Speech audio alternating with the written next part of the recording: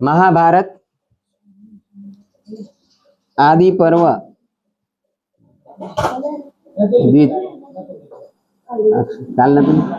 अच्छा आदि पर्व द्वितीय अध्याय नेयं शतसहस्रन्तु सहस्राणि न वैवतु सहस्त्राणी नहीं श्राणी हाँ सहस्त्र आ खोटू बोले छे बधा लोको सहस्त्र आवो शब्द छे ज नहीं संस्कृत भाषा में सहस्त्र ओके आपणे सहस्र शीर्षं देवम सहस्र शीर्षं देवम શેમાં આવે છે નારાયણ ઉપનિષદમાં આવે છે ને પછી પુરુષ સૂક્તમાં શું આવે છે સહસ્ર સૂર્ય सहस्राणि न वैवतु नराणामपि 50 शतानि त्रीणि धानदाः हे निष्पाप ब्राह्मणों एक अक्षौहिणी में पैदल मनुष्यों की संख्या 1,09,350 जाननी चाहिए। महाभारत ना युद्ध में केटला सैनिको लड्या था एनी आ गणतरी बधी बताड़े छे। महाभारत नु युद्ध केटला दिवस चाल्युं हतुं एना महाभारत में केटला अक्षौहिणी सैन्य लड्युं हतुं 18 एमां पांडवो बाजू केटला हता 8 હતા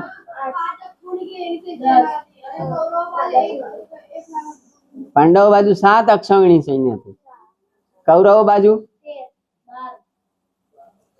18 માંથી 7 જાય તો હા 11 अक्षौहिणी कौरवो बाजू એટલે સારા લોકો બાજુ માણસો ઓછા રહે એવું બની શકે। કૃષ્ણ ભગવાન ત્યાં હાજર હતા તો પણ કૃષ્ણ ભગવાન એમના પક્ષમાં હતા તો પણ વધારે માણસો કોના પક્ષમાં લડવા ગયા કૌરવો બાજુ।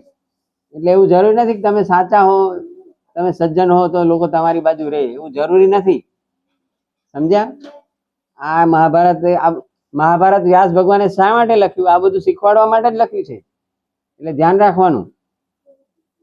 એક અક્ષૌહિણી સૈન્યમાં કેટલા ઘોડા હોય કેટલા પેદલ સૈનિક હોય કેટલા હાથી હોય કેટલા રથ હોય એનું આ લિસ્ટ ચાલે છે। પેદલ સૈનિકો કેટલા હોય 1,09,350 આટલા સૈનિકો એક અક્ષૌહિણી સૈન્યમાં હોય 1,09,000 એવા કેટલા સૈન્ય લડ્યા 18 અક્ષૌહિણી। अच्छा आ तो खाली पैदल सैनिक ની વાત છે એવા બીજા રથ આવું બધું આગળ આવ્યું હતું આવી ગયું છે આમ તો આમાં લખ્યું છે એક સાથે લખ્યું ના એક સાથ ન લખ્યું પણ આ લખ્યું છે કઈ તારીખ 28/6 એક સાથ નું તમે કીધું ને હા આગળ આવી ગયા રથ કેટલા હતા એ બધું તો આ આમ આંકડા લખાઈ ગયા છે તારીખ ના વચ્ચે લેવાનો પણ હા છે પણ હું કહી દઉં ચલો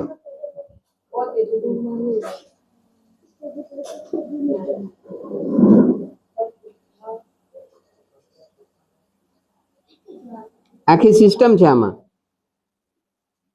जो सौती रुवाच सौती समझावे छे के एक रथ होय एक हाथी होय 5 पैदल सैनिक होय अने 3 घोड़ा होय आटलू एक यूनिट होय मिलिटरी में यूनिट आवे ने आटलू यूनिट होय आटलू जे यूनिट होय एने एक कहेवाय एक पत्ती पत्ती पत्ती नहीं हो डबल तो छे एक पत्ती में શું આવે ફરી ધ્યાનથી સાંભળો કેટલી મિનિટ થી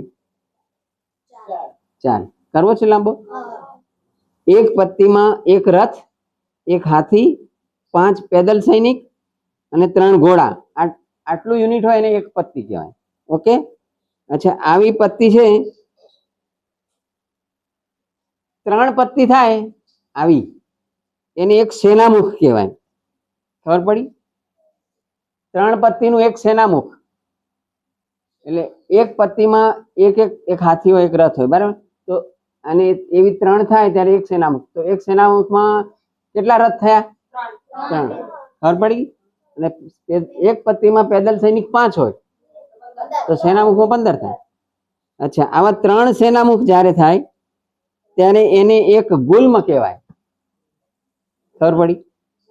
ગુલ્મ એનાથી ઉપર ઉપર એમ. अच्छा, आवा 3 गुल्म थाय एने एक गण कहेवाय. ओके, समझण पड़े छे? पीछे तक लास्ट में. अच्छा, आ गुल्म 3 गण होय तो एने एक वाहिनी कहेवाय. शू? वाहिनी. 3 वाहिनी होय, 3 वाहिनी नो एक पूतना थाय. पूतना. 3 પૂતનાનું એક ચમુ થાય. ચમુ એટલે આવે છે ને આપણું ચમુ ચમમ વિભક્તિમાં બોલતા હતા ને. ચમુ એટલે સેના, સૈન્ય. 3 ચમુની એક અનિકીની થાય. પડે છે સમજણ? ના સમજણ પડતી હાથ ઊંચો કરો. ધ્યાનમ સમજણ પડે છે? હા, આ ત્રીજા વાળા ની સમજણ પડે ચાલશે, આવતી સાલ સમજાય. Who is last? નહીં, લાસ્ટ જયમીન છે. આખો ગાંઠ ભાઈ જયમીન ને કોણ સમજાવશે પૂરું થાય પછી? તમે લેસન કરવા બેસો ને એટલે જયમીન તાર કોણ છે સાથી? પંકજ છે અહીંયા? Is he present here? સમજાઈ દઈશ તું? ઓકે. છેલ્લું શું આવ્યું તું? ચમુ. 3 ચમુનું એક અનિકીની. 10 અનિકીની એક અક્ષાવિણી થાય. 10 અનિકીની બરાબર એક અક્ષાવિણી. આવી રીતનું આ કેડર પાડેલી છે આર્મીની અંદર, મિલિટરીમાં. જૂની મિલિટરીમાં, અત્યારે જુદી હોય છે. અત્યારે પ્લાટૂન હોય, કંપની હોય, અત્યારે એવા કેડર પાડેલા છે. અચ્છા, હવે એક અક્ષાવિણીમાં આવી રીતે તમે ગણો તો એક સૌથી નાનું યુનિટ કયું હતું? પત્તી. પત્તીમાં કેટલા રથ હતા? એક રથ હતો, બરાબર. એવી રીતે ગણતા ગણતા એક અક્ષાવિણી થયું. તો આવું તમે ગણતા ગણતા જાઓ તો એક અક્ષાવિણી સેનામાં કેટલા રથ થાય? જો અહીંયા ગણીને લખેલું છે 21,817 રથ થાય એક અક્ષાવિણી સેનામાં. રથ હાથી કેટલા થાય? એ પણ એટલા જ થાય ને, કે એક પત્તીમાં એક રથ હતો ને એક હાથી હતો. તો જેટલા રથ એટલા હાથી થાય. સમજ પડી ગઈ? અચ્છા, ઘોડા કેટલા થાય? ઘોડા કેટલા હતા? 3. તો એનાથી 3 ગણા જે લખ્યા ને, જેટલા રથ હોય એનાથી 3 ગણા ઘોડા હોય. એક પત્તીમાં એક રથ હોય અને 3 ઘોડા હોય. તો એક અક્ષાવિણીમાં જેટલા રથ હોય એનાથી 3 ગણા ઘોડા હોય કે નહીં? હે, એવું હું ગણતો નથી, તમે ગણ નાખી. અને પાયદલ સૈનિકો કેટલા હોય? 1,09,350. આવી ગણતરી આવે છે. આને કહેવાય એક અક્ષાવિણી. સમજણ પડી ગઈ? મહાભારતના યુદ્ધમાં કેટલા સૈનિકો લડ્યા હતા? 18 અક્ષાવિણી સૈન્ય લડ્યું હતું. અચ્છા, 18 દિવસ ચાલ્યું હતું. અચ્છા, ગીતામાં કેટલા અધ્યાય છે? 18. એટલે આવું બધું એમાં બધા. અચ્છા, મહાભારતમાં કેટલા પર્વ છે? 18 પર્વ છે. એમાં બધું 18 જ આવે છે, ઘણું બધું. ચલો, ઇતિ.